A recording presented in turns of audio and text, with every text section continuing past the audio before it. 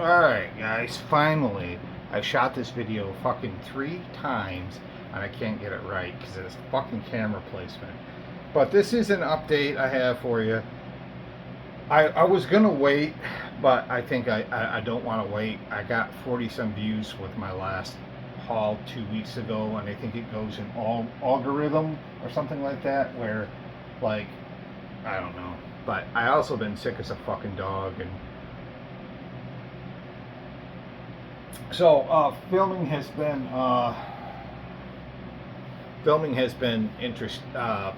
so filming this is going to be interesting because I am not feeling well. But this is a compilation of thrift store finds, cassettes, a few CDs, not a ton of CDs this time around. I did buy a bunch yesterday, but there are thrift store finds, and I just don't feel like going through all of them. So maybe another haul, another time. There are some albums I'll show you that I have had and just haven't been able to show in updates. So I'll probably pull one more out. Actually, I'll probably pause this and pull one more out. But let's just get into it. Here are the cassettes. I got quite a few cassettes here for you. So we'll go through those first. The first one, and the most disappointing of the first ones, is by a country fucking mile, I should say, is Shriekback, The Dancing Years. If you hear that in the background, that's my fan. I had to have it on, so sorry about the noise. But anyway, Shriekback, The Dancing Years. This is a compilation of Shriekback songs that they fucking re-recorded. Fucking annoying when they do that kind of shit. Really fucking annoying. This is, fuck, I don't even remember what year this is, but yeah, 1990 I think I said. But this is I've listened to this, a little bit of it. It sounds okay. I guess my feeling is some Shriekback is better than no Shriekback at all. If you're familiar with the band, kind of a dance rock, into avant-garde, into college rock. Very interesting band, one of the more interesting bands from the 80s. I would not endorse this album necessarily, but if you want to get it, go ahead. I'm not going to judge you for it. But Dancing Years. I mean, I just figured, fuck it. It was a quarter. I'm not going to fight City Hall over it. The next two are by the same artist, and he's a Canadian artist who I know very little about. I mean, he's been kind of a fixture in the Canadian singer-songwriter scene since the 70s. But if you ask me, I don't, or maybe even late 60s. But this is Bruce Cockburn with Dancing in a Dragon's Jaws. So 1979 release. I think this was one of his more critically acclaimed albums. Canadian singer-songwriter, like I said. Not really listening to his music. I know I've had this on vinyl and they flipped it fairly quickly, so there might be some demand for it on cassette. I don't know. So I'm not even going to describe what his music sounds like because I really don't know other than my soft description. This is Big Circumstance, 1988 or 89? 88. Kind of cool late 80s little nugget here. From what I heard about this, that the production on it is like what you would expect from the late 80s.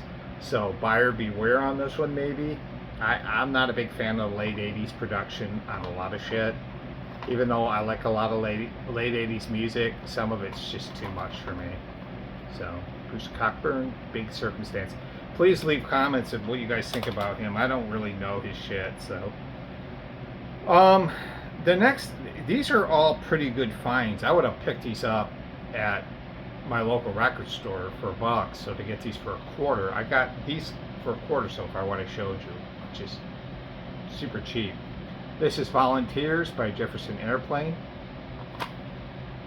Late, what was this, 69 release. This is considered by a lot of people to be classic Jefferson Airplane era, and maybe the classic album. I would go personally with Surrealistic Pillow. I like that a little bit more than this, but this is a hell of an album. It's got a few of the big hits on here. Volunteers, The Good Shepherd, We Can Be Together, what else is on here? Wooden Ships is a beautiful song, a song for all seasons. Very poetic, very moving album. I'm a big fan of this group. I have been for a long time, so yeah. I've noticed, like when you look back, you see this black thing on the wall. I can guarantee you that's not like dirt. It's like paint or something. Because I tried scrubbing that off and I couldn't get it scrubbed off. It is not dirt. So I'm white trash, but not that white trash. So, but anyways, yeah, good album. 1 Foot in a Honky Tonk, Jason, 1992 release off of Liberty. So there he is right there, a little Jason. So Jason is Jason Ringenberg of Jason and the Scorchers. This should be no surprise to anybody that's listened to Jason and the Scorchers, except for he does a little bit of honky tonk on this. So this is like a half honky tonk album and a half fucking a half honky tonk album and a half. Oh, I'm still trying to get over being sick. Half honky tonk, half rockabilly. So I'm hoping it'll be pretty good. So Jason, 1 Foot in the Honky Tonk. All right. Well, this one was an absolute steal for a quarter. I mean, these are steals for a quarter. You think about a quarter for these. Dancing Hoods with 12 Jealous Roses, the first album by this wonderful group that were kind of a college rock band from the 80s. Not a staple for sure. Kind of one of the more underrated group. Some of this has got some jangle in it. Some of this reminds me of like Screaming Trees a little bit, before Screaming Trees, and some of it reminds me a little bit of the Replacements with some jangle in it. I don't know. I like these guys. I had the CD by them, and I can't remember the name of it, but I really enjoyed it. So. All right, hold on, guys. I'm already tired. It's only 7 minutes of this video. But most of these cassettes are done. I only got a few more to show you. Rolling Stones Voodoo Lounge, another good pickup for a quarter. I mean, this is a value pickup for a quarter. I'm not going to sell it for a quarter either.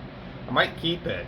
This was my friend Ken, one of his favorite albums by the Stones. And the only songs I know on it are Love is Strong and Brand New Car. The only 2 songs I know on this album. I'm a fan of the Stones, but I'm more like probably a lot of people, more a fan of the 60s and 70s stuff. Albeit probably in the last year or 2 I've really gotten into the 80s Stone stuff, including Emotional Rescue and the wonderful Undercover. I think that record's so good, and people shit on that record. I think it's so good, but yeah, I'll give a chance on this. I think what I read on it was a classic Stones. You know, a lot of people say best album since Tattoo You. I've heard that a lot about albums that they were released after Tattoo You. So I don't know if Tattoo You must be a benchmark album for them. And then some of it's like best album since Some Girls, you know, so. Rolling Stones, Hot Rocks, this is fucking awesome. For a quarter, y'all. For a quarter. On AFCO. And it says on here equal to 2 LPs. So it's the whole fucking kit and caboodle. I almost bought Frampton Comes Alive on cassette, but it only had one of them. And it didn't come with the whole thing. So I just, fuck that. Yeah, Greatest Hits goes through all their, you know, obviously Satisfaction and fucking Get Off My Cloud, Jumpin' Jack Flash, all that stuff, up to probably like Let's Spend the Night Together and Midnight Rambler, maybe. Can't Always Get What You Want. Yeah, Give Me Shelter. And I just got my all-time favorite Stone song on here, Sympathy for the Devil. Their absolute best song, in my opinion. Such a great song. So I'm a big Stones guy. You know, people are like, Beatles or Stones? I said Stones. And then the other one I've heard is the Velvet Underground or the Stones. I'm like, Stones.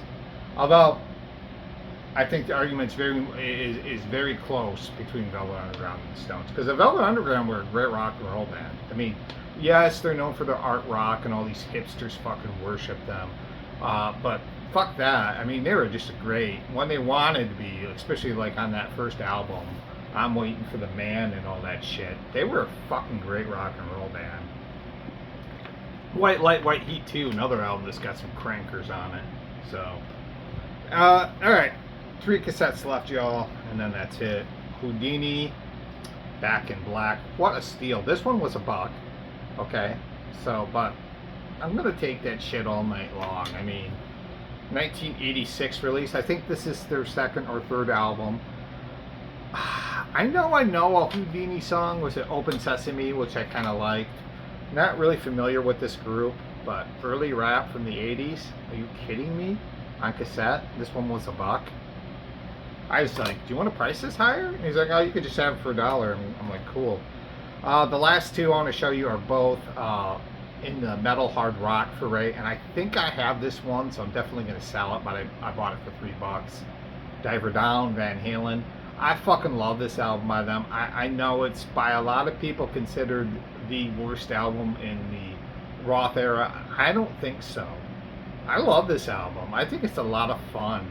That's the one thing I liked about Van Halen was, yes, they had an undeniable badass hard rock metal sound, but they would just like tinker around and do fucking goofy shit.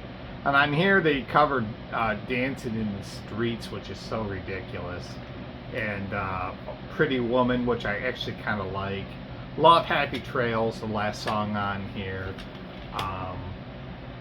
This Where Have All the Good Times Gone is one of my all-time favorite Van Halen songs, the old Kink song. I love the on Van Halen of the song Secrets. The most on Van Halen song I've ever heard by him. It's so good. And what's the other one on here? Hang 'em High is another killer track by him on here. This is a good album. I don't care what anybody says. This is a top 5 Van Halen album for me. Just good memories with it, and I like the songs. So I know it's kind of a throwaway album for a lot of people, but I love that album. Last one is really nostalgic for me. Came out in 1989. Had it on cassette in 1989 when I was really getting into metal. A lot of hair metal and a lot of just traditional metal. So this one is just bringing me back to when I bought it in the 90s. Or in the 80s, early 90s. Scorpions, Best of Rockers and Ballads. I mean, this is basically a compilation of the stuff they did in the 80s. There's a few added tracks on here. I know they cover I Can't Explain. There you go, Best of Rockers and Ballads.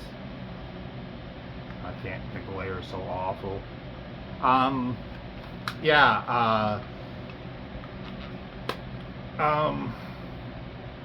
Can't Explain is on here, but some of the, like the hits, Rock You Like a Hurricane, Holiday, let's see, Still Loving You, Big City Nights, which is a great kind of 80s Scorpion songs, The Zoo, which is the best Scorpion song in my opinion, No One Like You, Rhythm of Love. Yeah, it's nostalgia. I didn't need to buy this, but I mean, my eyes were like, you gotta get it, Shane. The Scorpions are so great. 4 CDs. The first 2 I got from Goodwill, and then the other 2 I picked up for, the first 2 were $2 a piece, and then the other 2 were $3 a piece. So, Just Because I'm a Woman, a tribute to Dolly Parton. I love that cover. It's pretty sweet. Released off the Sugar Hill label in 2003, which is ironic for the next song, next album I'll show you in a minute. Yeah, just a tribute album by a lot of female artists. Emmylou Harris, Shelby Lynne, Joan Osborne, Nora Jones, Sinead O'Connor, Alison Krauss, Casey Chambers, Shelby Lynne, did I say? Yeah, so lots of female artists on here. Track listing on the back. Yeah, nothing inside this worth showing. And then this one also came out in 2003. Dolly with Forgotten Country. her shit sells, and that's why I pick it up, because I mean, her stuff sells. She's got a huge following in the gay community. They love her, so they'll buy her shit when they show up at record shows and record stores. And she's also got just a huge following amongst young people in general. I don't know really, but whatever. So pick it up when you can pick it up, right? This one was $2, like I said. Can't go wrong with it. Very Americana theme on here by Dolly Parton, like the Star Spangled Banner, God Bless the USA. When Johnny Comes Marching Home, I'm kind of curious to hear that. I'm gonna guess this is all bluegrass or bluegrass related shit. So it'll be interesting to hear this to find out. So Dolly Parton, tumble in the bed and stumble in the bed. Fucking Dolly Parton. Whoever thought that she'd become so fucking iconic, or her career would last so long, but it did. 2 CDs here, both are metal, extreme metal. This is the Squala Grind, Memory Theater. This is a 2022 release. I want to say New York hardcore, kind of, I don't want to say metalcore, but maybe metalcore, grindcore, a little bit of everything thrown into bits. Female vocals, kind of good from what I heard. This is the kind of stuff I sort of like and get weary of. It's not true grindcore, which is kind of maybe the problem I have with it, but it's still kind of interesting enough. There's that inside. That's what the CD looks like. But it was a good pickup for $3. I'll definitely give it a complete spin. I listened to about half of it. The first song I like a lot on here, Endowed with Windows, but Cliffhanger's another decent song on here. This didn't blow me away, but it wasn't totally horrible either. The next one is a band that gets a lot of love and a lot of whatever, and I'm just like, I've been very weary about this group for a long time, but fuck it, I decided to pull the trigger. Cannabis Corpse with From Wisdom to Baked. Members of Iron Maiden,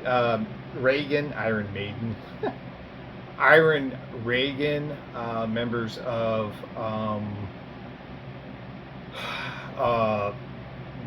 was it Gwar, and members of Municipal Waste formed this project that's made a ton of records. This is a 2014 release off Seasons of Mist, and this is I've not really listened to these guys, but it's death metal, and it's got I from what I've heard, really good riffing on here.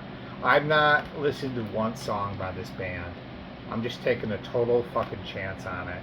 There's guest appearances on here from Trevor of Black Dahlia Murder, rest in peace Trevor, who went on and passed away, which sucks. But Chris Barnes from 6 Feet Under, and Digester from the wonderful death metal band Ghoul. They're so fucking great. Yeah. So I'm kind of looking forward to listening to this.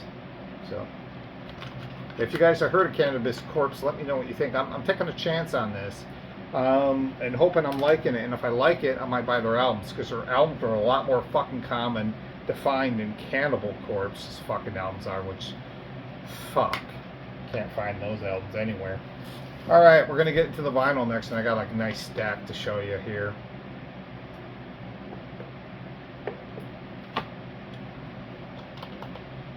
Am I thinking, did I show that in a video or not?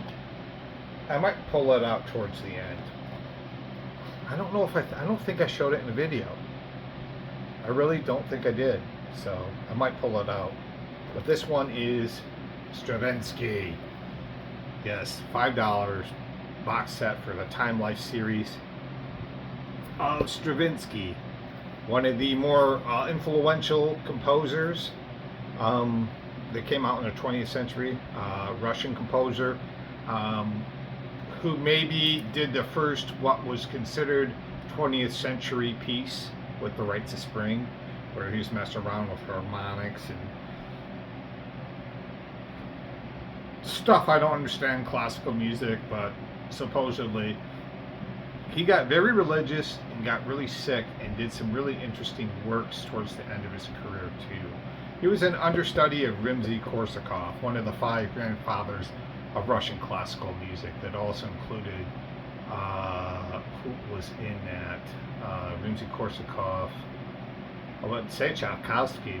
Wouldn't he be one of them? Prokofiev. There's probably a few more that I'm not thinking. If you know who I'm talking about, the five fathers of Russian classical music. But yeah, I've heard the Rites of Spring. They use some Stravinsky music in horror movies. Most notably, they use some in Shining. I'm kind of curious to hear the later works, which aren't as celebrated, which means I might like it even more. Yeah, it's a big, thick fucking doozer, and I just saw it and it just caught my eye, and I was like, fuck it. You know, I do cover classical music on my channel, on my show, or whatever you want to call it. I fucking love it. So it's gonna get shown every now and then. I don't really see a lot of people in the VC blending classical with fucking rock and stuff. I'd like to see more of that. Not saying I'm the first to do it. I definitely don't think I am, but somebody else has probably done it, and I just don't know. The next handful or a bunch of $3 records. Let's get through those next. Oh, wow. These I just picked up this weekend. This is Maverick George Thorogood in the Delaware Destroyers. No, just the Destroyers. And I think this album, 1985 release, off of, what is it? Probably EMI. Yeah. In great shape. I feel like this is one of George's better records. It's so fucking hard rocking in points. It's way more hard rocking than the bluesier Bad to the Bone. And I think that was the album he made previous. And of course that was a big breakthrough because he had the single Bad to the Bone on it. But this has got Gear Jammer and I Drink Alone and Willie and the Hand Jive were like the major singles on here. But man, like Dixified and King Calling Snake and Woman with the Blues. There's some really tasty ass like blues rock on here. I feel like you just put the amps to 12 on here or something like that because it's such a loud sounding album for him too. So love George Thorogood, always have, always will. So this is an interesting one, and I think this, I'm not sure where this band's from, but this has been one of my more favorite pickups. So, Pleasure Principle with, what is it? Grip to My Soul. So, 1990 release, which makes this even more interesting, right? I think so. Trip to My Soul. This thing is in great shape. Grip to My Soul, not trip. Grip. Grip, Lucius. You slobber. Yeah, I'm a fan of this band. I'm not sure how you would describe their music. I think they're a German band, and I couldn't get a lot of intel on this band, but they have like sort of, to me, I thought this was going to be some tasty gothic rock. It is not gothic rock. It's interesting. It's got like elements of like almost like a sort of Brit pop sensibility, especially bands like VV and the whatever, and definitely like James for sure was one band that I thought kind of had, there was at least a reference to James, but I think these guys came out before James, and they have sort of a mellowness to them, but sort of kind of, I don't know, it's more poppy than the Brit pop stuff, if that's possible. So it's like something like maybe like, well, they're not as funky as like Level 42. I'm trying to think, like just like a pop band that's not quite college rock either. I don't know if I can think of one off the top of my head, but definitely a Brit pop influence, but more popular, if that makes sense. This was a good pickup for $3. So this one was $3 as well, or $2. So I guess I price checked them wrong here, but this is the Genuine Imitation Life Gazette. I had been looking for this album for a long fucking time. Long time. By the Four Seasons. I've been looking for this album since I had it and sold it back in when I was doing record shows in the 2000s. I haven't seen it since. Well, I don't know if I've been looking for it. I don't go in every record store and look in the Four Seasons section. So it's more like if I find it, I find it. You know, the most interesting record they ever did, and the most interesting record they ever did that I've heard, I should say, and the less sounding, annoying Four Seasons, like that classic shit. I hate by them, like Big Girls Don't Cry and shit. I fucking hate that shit. But this is kind of interesting. It's very sober, or somber, reflective, kind of soft psych music, soft psych pop music from the late 60s. Everybody did a weird album, and this is their version of the Sgt. Pepper's phenomenon, which everyone did. Every artist tried to do something weird, and this was their version of that. Of course, not as weird as Sgt. Pepper, but I like this album. I liked it back then. It stunned me. Now I saw somebody had shown this album on the this actually showed up in the fucking this showed up in the record thing. There's Hot Fuzz, and there's an article about Frankie Avalon. This actually just showed up in my record thing. I was opening the record, it just kind of fell out, like in here. So let's just try to show that off.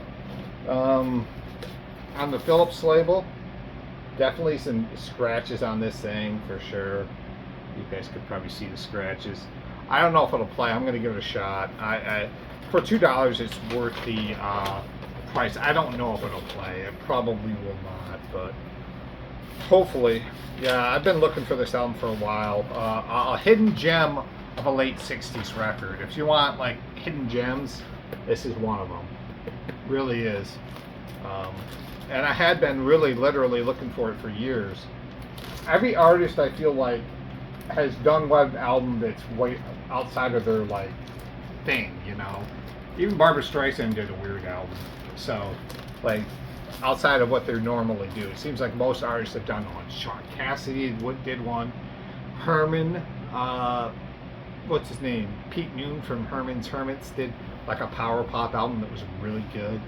Everyone does like something strangely outside of their thing, it seems like. And this is, even Frank Sinatra did some weird shit off the Trilogy record. If you ever get that record, it's some of it's really weird.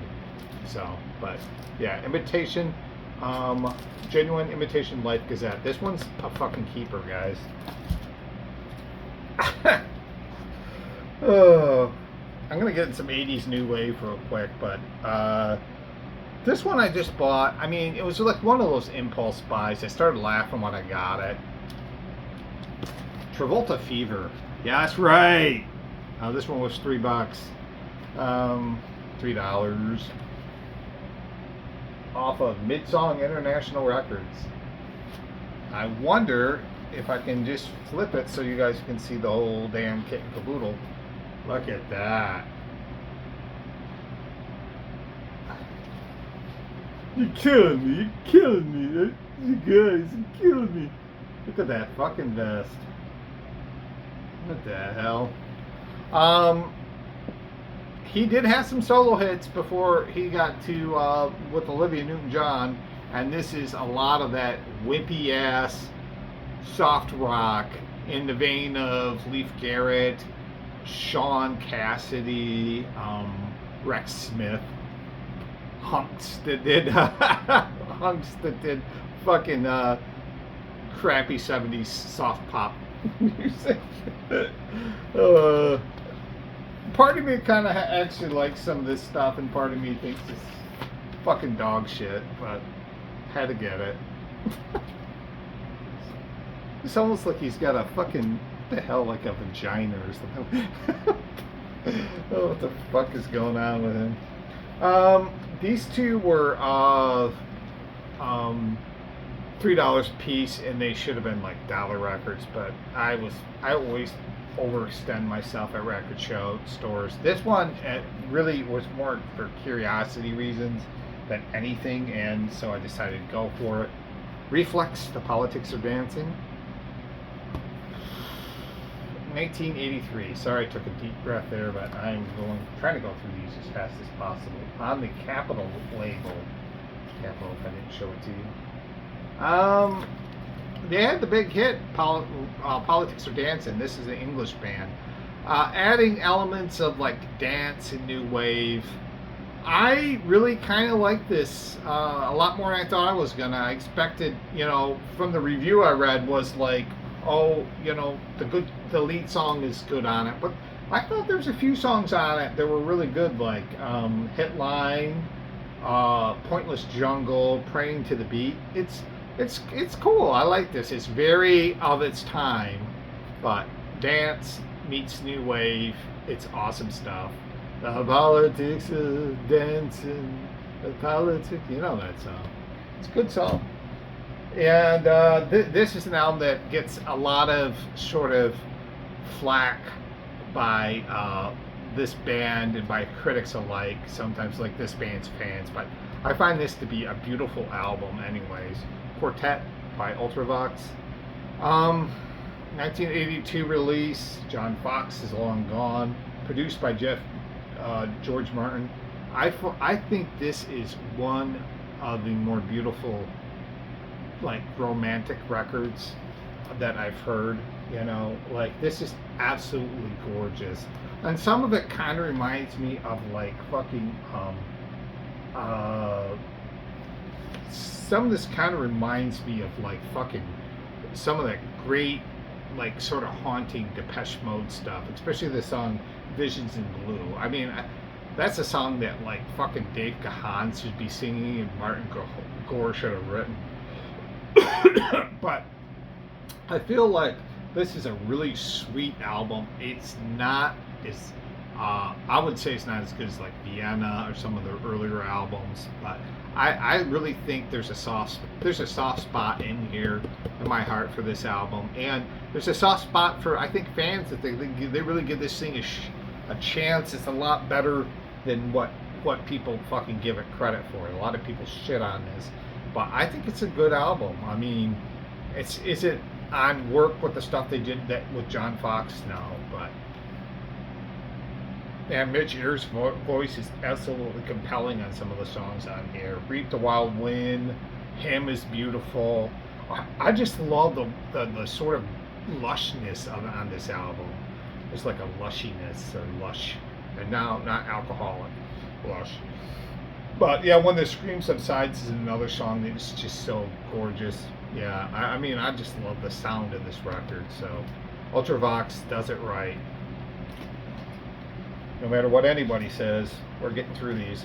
This I just got on CD, and I've been buying his albums in the last few years, and this is, I think, one of his better solo albums that gets kind of like Sammy Hagar, self-titled album, 1987. This was the last solo album he had for a while.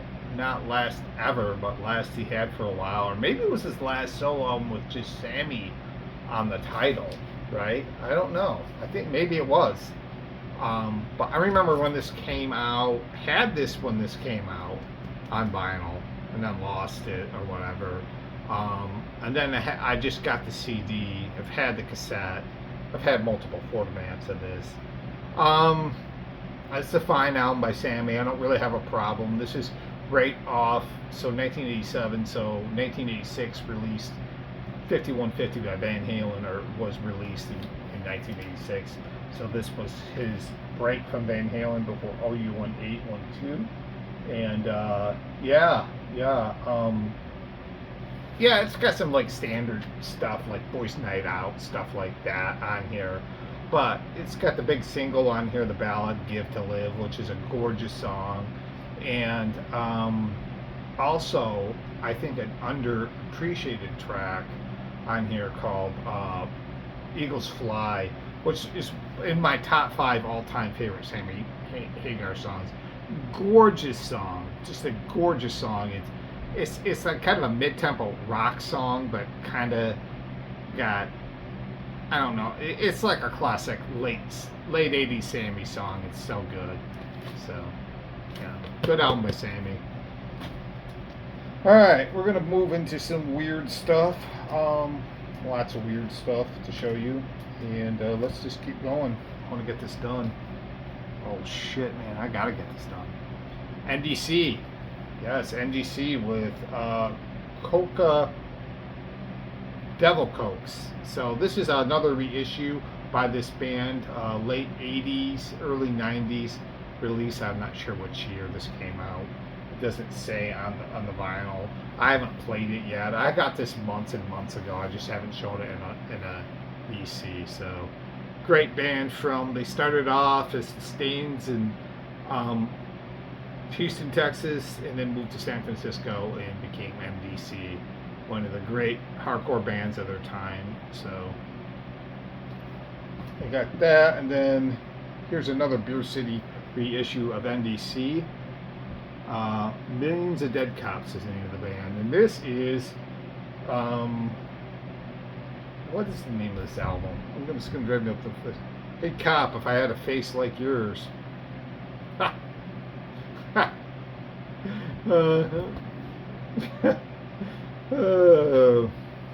Just the title alone is hilarious. Like I said, late 80s, early 90s. They get a little kind of thrashy, not complete crossover, but at this point they're not like pure hardcore either at this point, but it's still, these were like $14 a piece. I wasn't going to let them sit forever. This is one of the better hardcore bands of their time, so I took.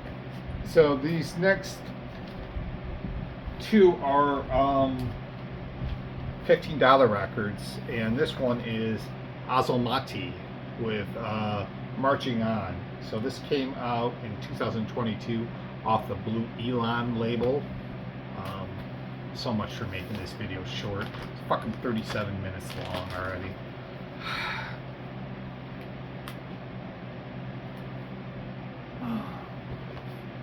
I think this is just on black vinyl. No, it's on a gorgeous brown vinyl. So, band out of Azomati is out of Los Angeles, and they do kind of the description says Latin ska, but they add elements of like electronics and hip hop to their sort of Latin world music with ska influences too, I'm guessing. Let me look at the inside of this. I'll show you. It's gorgeous. It's just a really pretty cover. The cover got me. As soon as I saw it, I had to get it. I didn't care what it sounded like, to be honest. I had heard about this group, so this is, like I said, fairly new recording, 2022. Can't wait to put this on the table. A little outside of what I usually buy, but like this kind of shit, I usually I have a soft spot for stuff like this, you know. So I'll probably enjoy this quite a bit.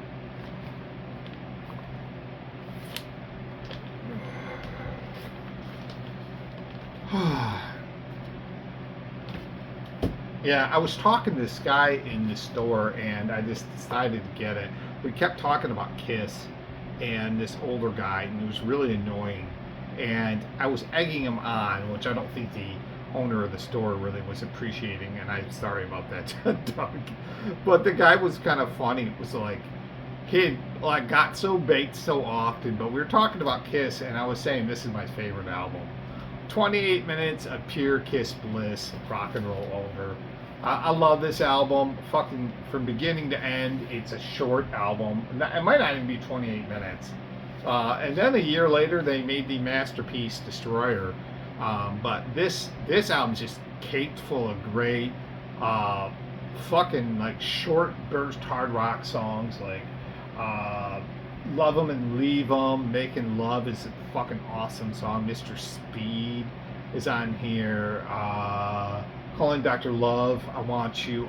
Just Love Me or Leave Me. Just these quick, short, like, Kiss songs. You know, awesome shit on here.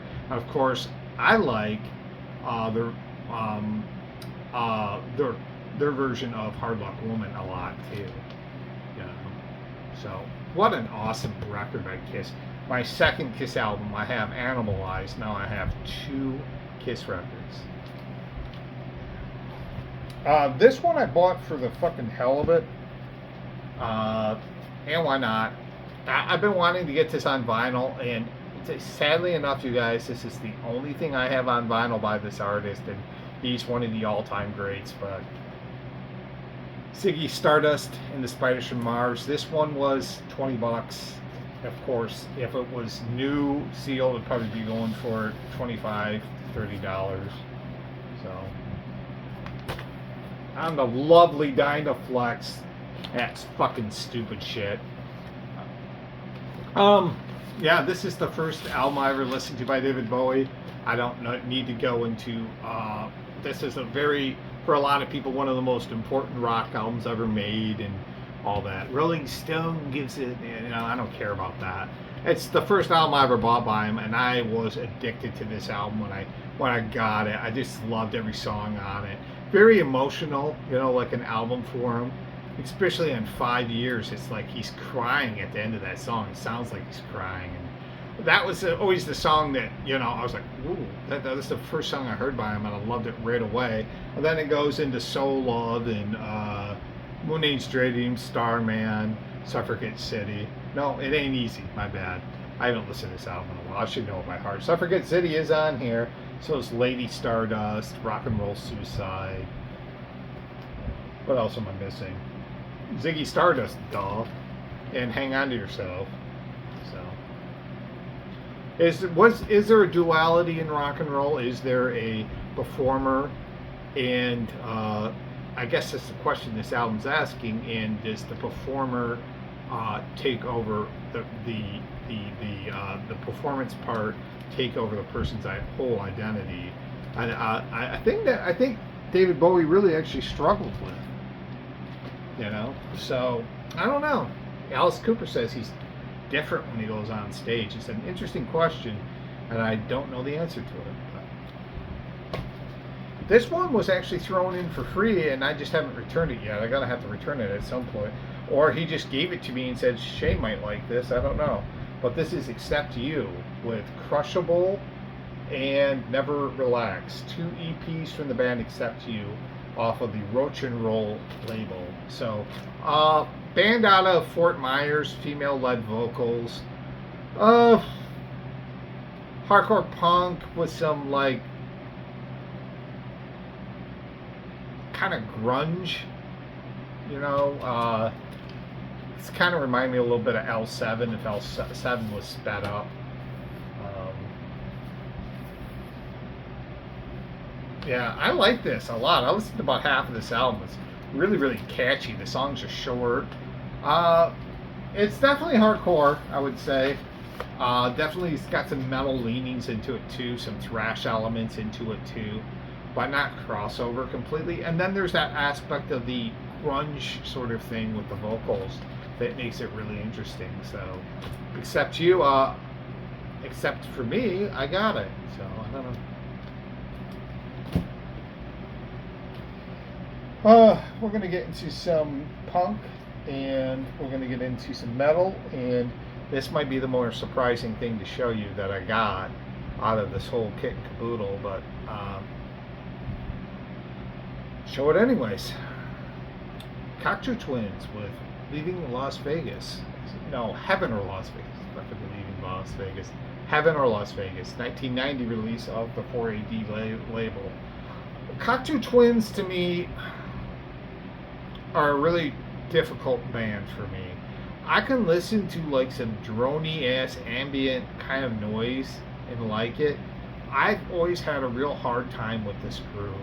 I mean, and it isn't because of anything musically that they've done wrong per se for me, but I always thought they were super shoegaze to me, and I don't know if they're considered shoegaze. And certainly there's shoegaze elements in the music.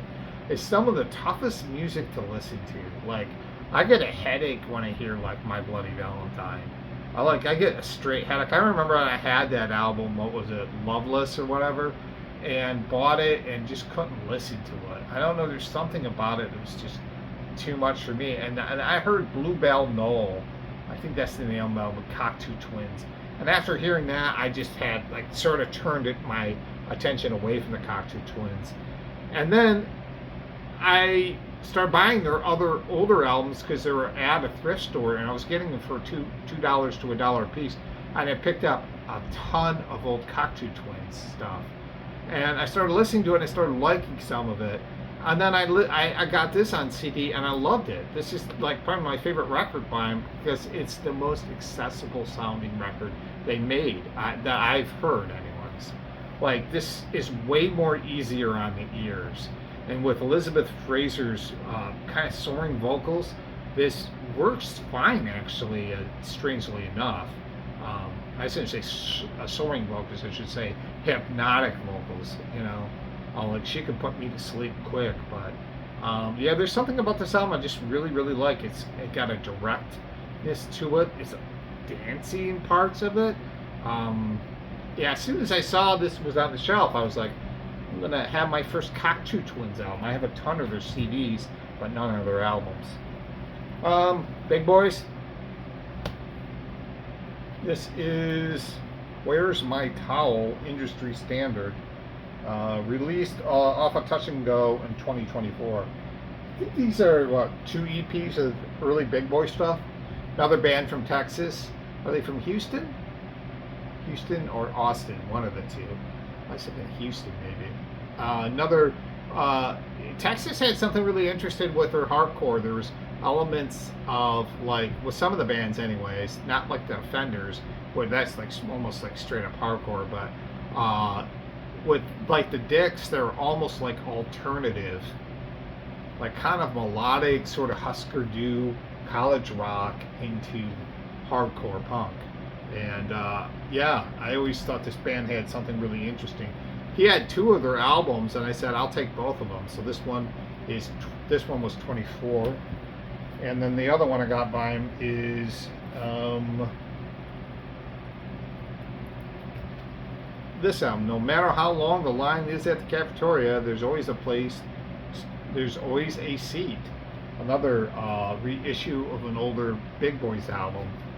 Really interesting stuff. I love the Dicks, so I think I have a Dicks. I ordered a Dicks. I think I have one of their albums too, but I don't think I showed these in videos, and if I did, I apologize. But I don't think I have, so. You know, like I said, they kind of blend like this sort of melodic indie rock into hardcore punk into punk kind of stuff. It's really interesting what Big Boys were doing. Their earlier stuff definitely way more kind of on a raw hardcore sound though. Those albums are a little bit more of that, like I said, a melodic indie kind of thing going on.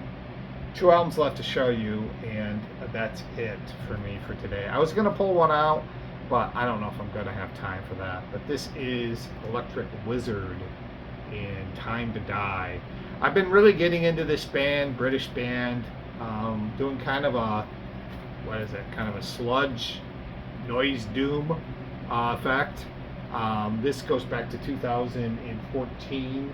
Not considered one of their better records. This was released off the Spine Farm label, but it was cheap. Like their shit is usually going for like over $30 in record stores. So I saw it as 26 bucks. I just picked this up last week. I was like, fuck it, I'm gonna snag it. So I've not listened to this album. I haven't listened to any songs off it. So my bad. I do know the song Time to Die, and it is loud and aggressive sounding and very noisy, sort of a kind of a sludge thing. I don't think these guys are like stoner doom or anything like that. A lot of songs are about the dead and depression and fucking witchery, witchcraft and shit like that. So, but yeah, they have such a strong following, Electric Wizard, and a lot of people think what they're doing, you know, no one's done it better than them. So, and the last but not least, and like I said, I don't think I've shown this and I should show this. I should have shown this a long time ago. Maybe I was just waited too long in between to make videos or whatever, but this is 7 Seconds with the Crew. Yeah, I've had this in my collection for a long time. I just haven't shown it yet. And I figured now is the time to show it. And if I showed it before, I apologize, but I don't think I have. Thinking of the videos that I have shown. What an incredible album by these guys. Such a great, like, punk band, hardcore punk band. I mean, they were hardcore into punk, I guess. I'm not really sure, but I want to say I think this is their second album, and it is fantastic. Or first or second album. There's a like kind of a uniformity, a sort of cohesiveness to this group that is just absolutely wonderful. Like, there's just something about this group that I could really appreciate what they're doing. And so, yeah. Yeah. So, on the Trust label, there's just something about, like, there's sort of like peace amongst punks, which I find kind of appealing for me in a way, because I usually just don't really care about that. I care more about the sound and whatever. But this band is really good, very good. What If There's War in America is really haunting to me, that song on here. And Here's Your Warning, very political motivated stuff. But I like this band. I really think they thought we could get people together to as uniformity. You know what? I'll pull off the other record since it's right here, because I don't think I showed this one either, and I should, because this is one of the all-time great albums from the 90s, in my opinion. L7 with Bricks Are Heavy. I don't think I showed this album, so I'm going to show it now. I'm only going to talk about it for a minute, because does anything need to be said about how great this album is? This one was $25, so it was a little cheaper. What a fucking terrific album by this group. Not my favorite album by them, but the album I'm most familiar with, their big breakthrough album. What is it, their third or fourth studio album, but the one produced by Butch Vig. Yeah, this is like a Polish import, but still, I got it for cheap. Yeah, Wargasm is on here. Shit List. Pretend We're Dead, of course, was a big hit. Scrap, I love that song. Everglades Slide. Back in the day when they used to have like one title for songs, like one-word titles. Monster, yeah, Shit List is great. Mr. Integrity. I love Mr. Integrity. And the last song in there is a kick-ass song in there. This Ain't Pleasure. But yeah, that's it, guys. That's all I have. Whew, 52 minutes. That's pretty short for me. I do have probably, I will say, in the next month or so, I'll have another haul ready to go for y'all. Not even a month. Let's see, because I already got some records on hold. Probably pick those up next week. Yeah, maybe beginning of October I'll have another video haul for you. So in maybe first week in October should have another haul. The next one's going to be really interesting. Got lots of interesting things, and I might start pulling albums I haven't shown into these collections to kind of buff them around a little bit. But hopefully there's something in there you enjoyed. I gotta go. It's going on 54 minutes, way longer than I wanted this to be. But thanks for watching. I'll see you guys soon. And I got through this even feeling sick. So take care.